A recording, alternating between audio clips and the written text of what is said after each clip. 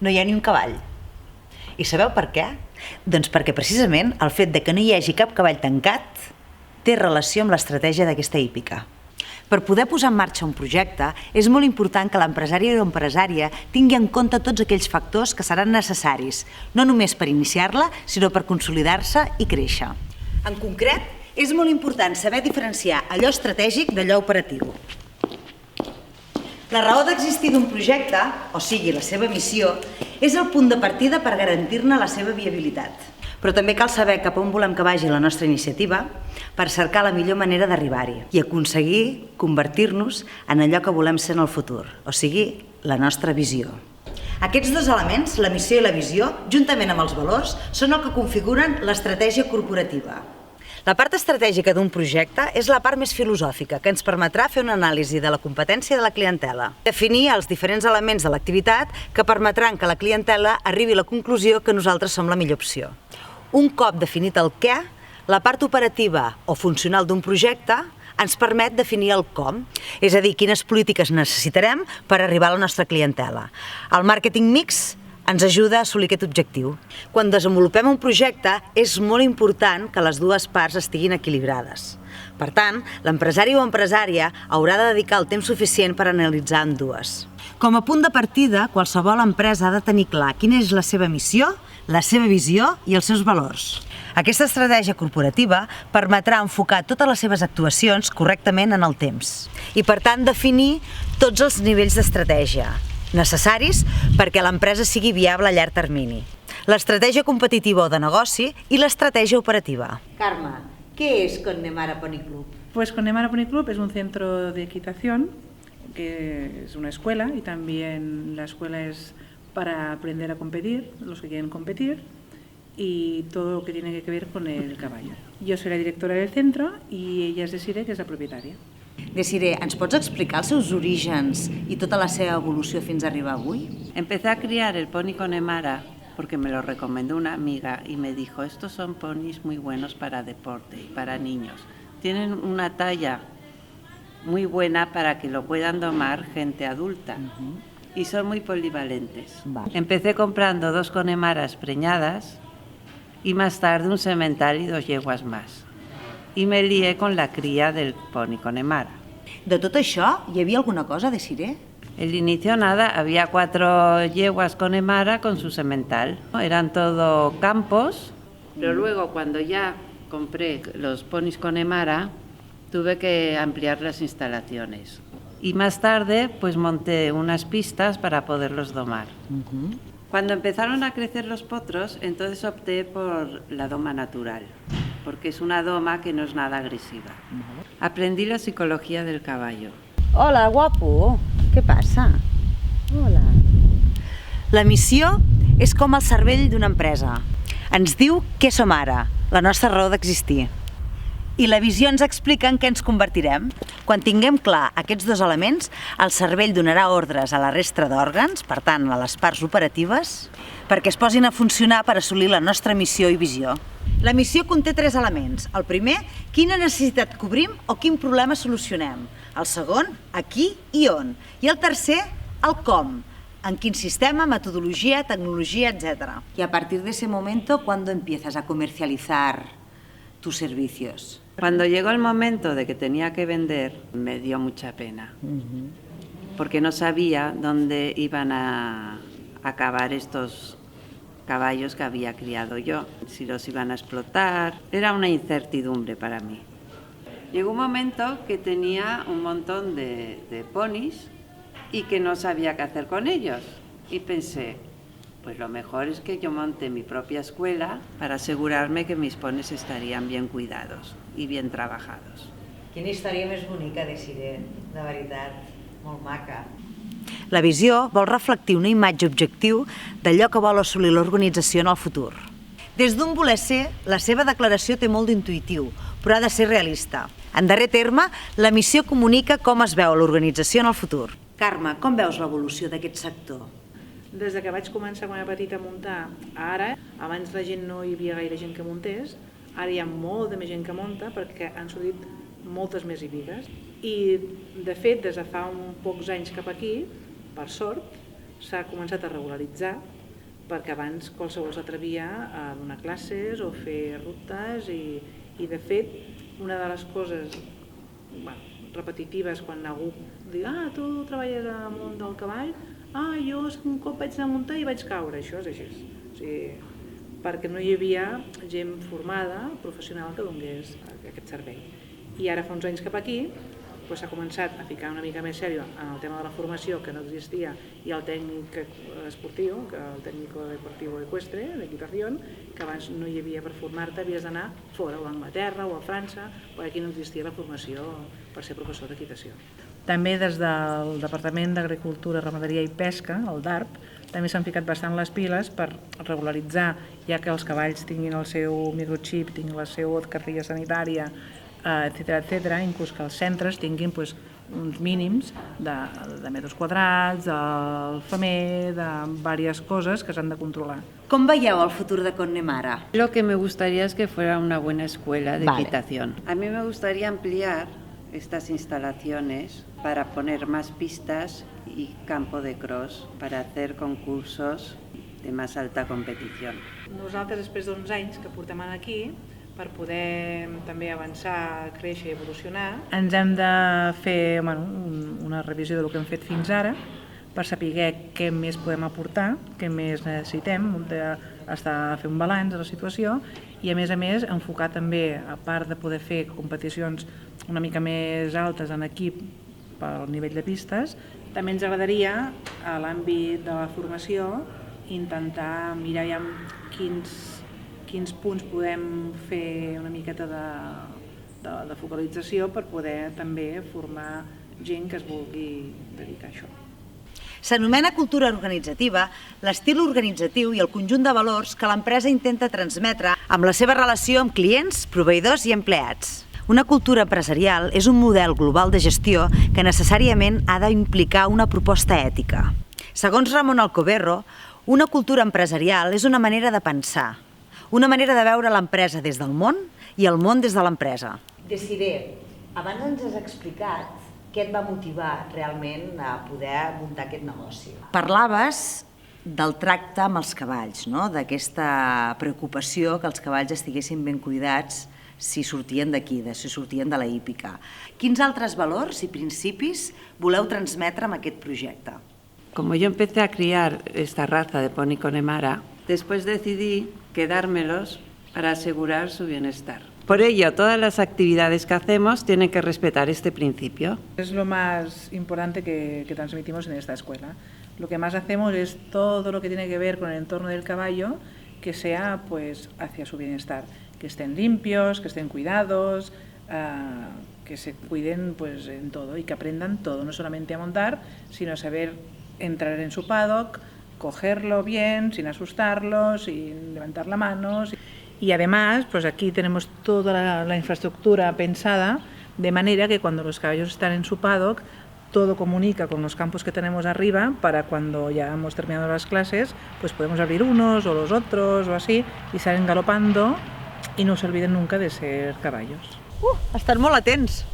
Quan una empresa reformula o formula la seva estratègia, per tant la seva raó d'existir, alguna de les preguntes que es farà són quina és la seva competència, quins són els seus clients actuals i quins són els potencials, quins seran els seus proveïdors, etc. Totes aquestes preguntes estan relacionades amb el seu entorn. I aquest mateix entorn ens ajudarà a formular l'estratègia corporativa primer i en segon lloc la resta d'estratègies. L'entorn el podem subdividir en dos, el macroentorn i el microentorn. El macroentorn està format pel que anomenem entorn Pestel. L'entorn polític, econòmic, sociocultural, tecnològic, ecològic i legal. Tots aquests entorns suposen amenaces i barreres pel nostre projecte, però també oportunitats. Semblaria que nosaltres no podem modificar els factors del macroentorn, però les nostres iniciatives també tenen un impacte en aquest entorn. I encara que sigui petit, milions de decisions i comportaments buscant el mateix impacte acaben transformant el món. Per altra banda, tenim el microentorn. Alguns dels factors que podem identificar-hi són els proveïdors, la clientela, els competidors, etc. Tenim en compte els diferents agents del microentorn, podem aconseguir, per exemple, que el nostre producte o el nostre projecte encaixi millor amb els hàbits dels consumidors i consumidores. I fins i tot una major acceptació del mercat gràcies a la influència, en aquest cas positiva, d'aquelles persones i aquelles institucions que exerceixen certa pressió o influència, els anomenats stakeholders. En quines dificultats us heu trobat durant tots aquests anys? Desiree, sobretot, per exemple, en la primera etapa de desenvolupament del negoci. Pues la mayor dificultad que me encontré fue que tardaron un montón en darme los permisos, casi un año. M'imagino que et refereixes a la gestió administrativa, documentació, etc, oi? Pues sí, muy pesado. I Carme, en aquests últims anys us heu trobat amb altres dificultats un cop ja veu iniciar el projecte? Dins de les dificultats externes que podríem tenir, també serien, doncs, el que havíem dit abans, com que també ha pujat més, hi ha més hípiques, hi ha més competència, doncs això també fa, per un costat, doncs clar, al tenir més competència, doncs igual tenim més dificultats de tenir més clients, perquè igual se'n van a altres llocs. Però també això és positiu perquè també s'ha donat a conèixer molt més aquest esport i gràcies a la regularització, que també té les seves coses, doncs ha quedat tot bastant més seriós que no pas com s'havia fet fins ara. Es verdad, ha habido más difusión y el mundo del caballo pues se conoce mucho más. Y esto ha provocado que muchas familias con sus hijos se hayan acercado.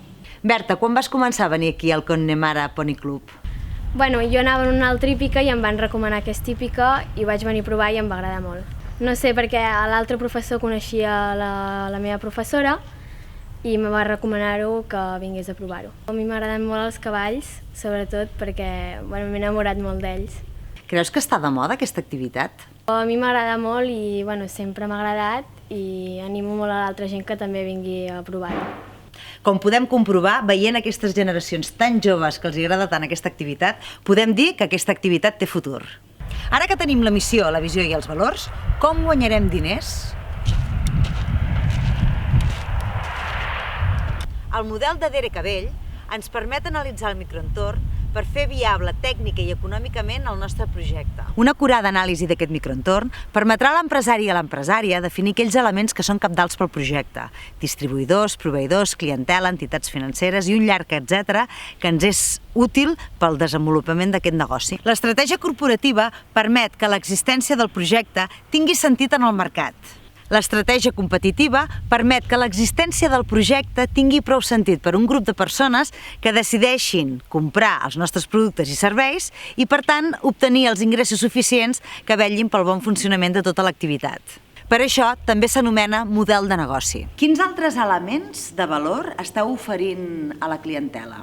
Mira, si vols, anem a fer un vol i t'ensenyo una miqueta tot l'entorn. Doncs em sembla fantàstic.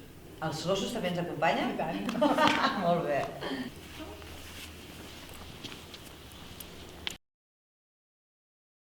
Aquí te presento a Cashflow.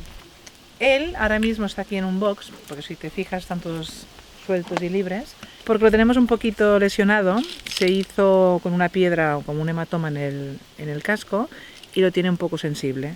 Lo tenemos aquí para hacerle las curas, para que no se le infecte fuera porque ha llovido, hay algo de barro, y así intentamos que esté lo más limpio posible.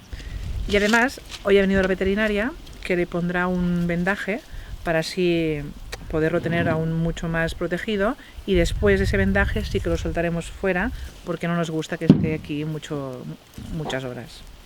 O sigui que vosaltres considereu que un dels elements de valor és la cura que teniu, no? Sí.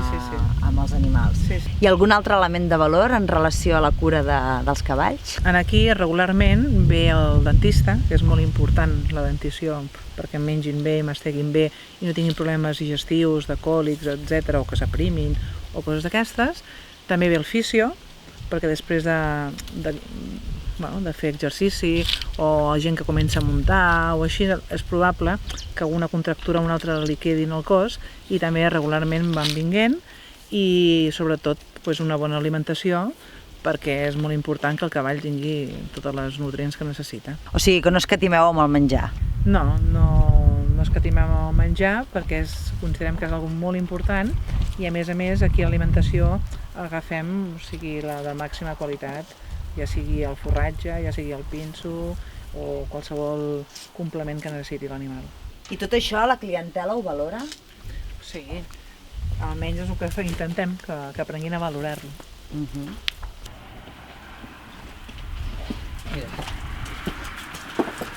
Bueno, pues ahora me voy un momento a ver a la veterinaria, a ver qué me comenta de Cashflow. Vale, nos vemos luego en el restaurante. Perfecto.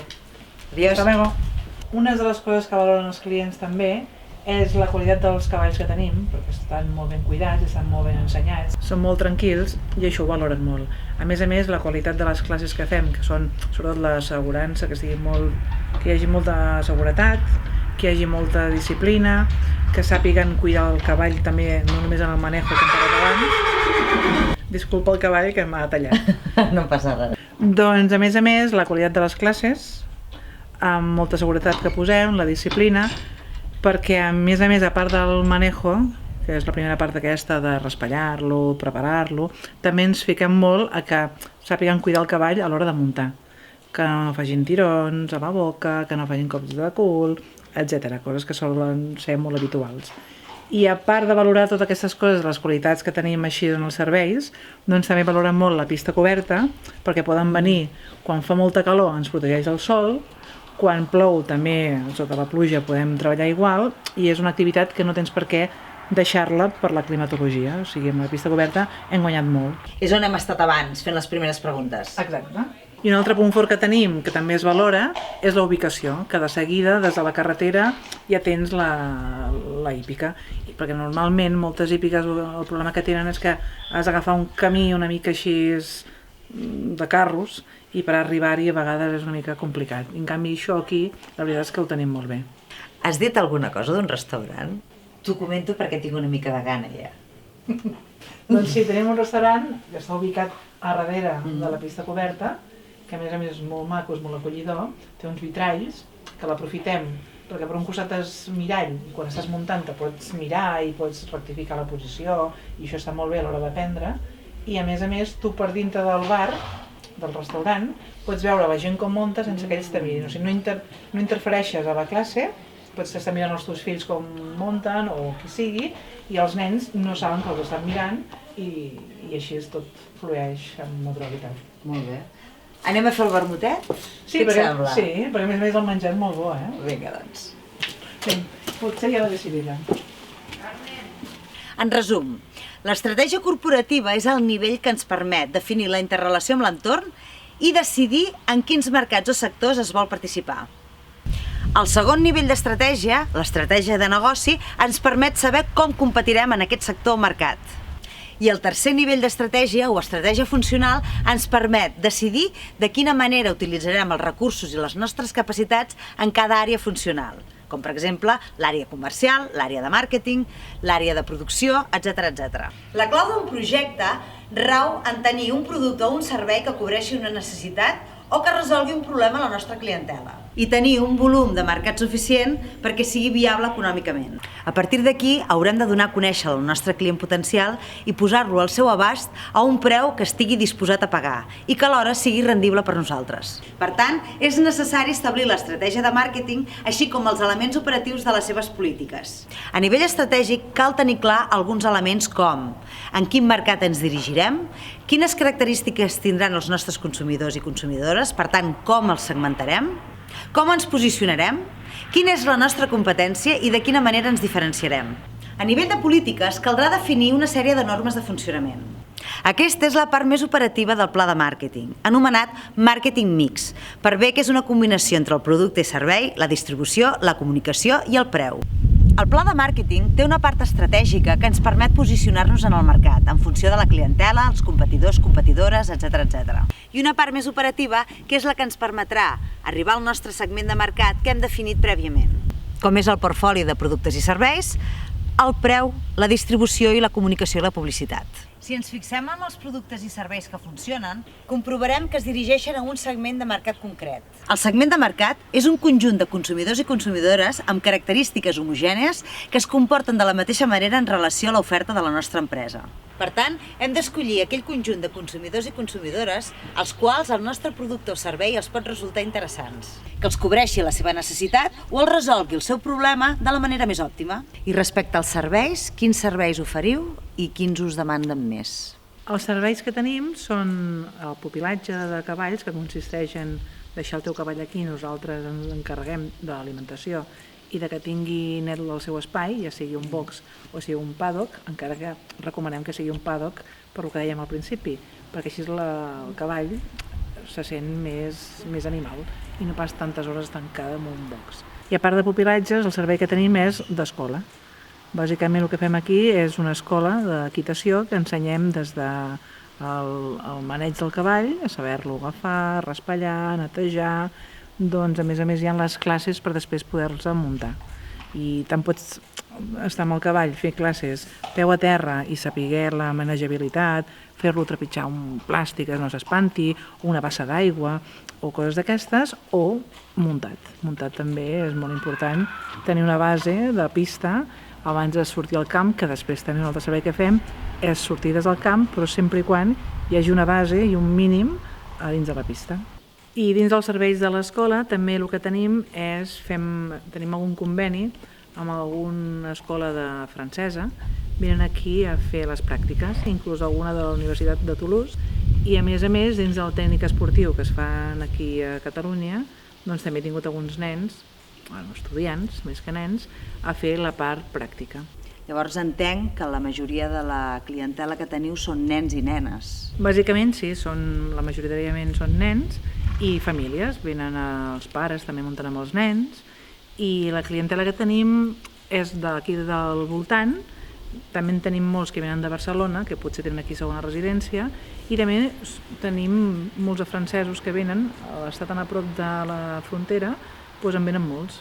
No m'estranya que vinguin de Barcelona, perquè aquí s'hi viu molt bé. Sí, l'Empordà sempre ha sigut un bon lloc on la gent de la ciutat li agrada molt venir.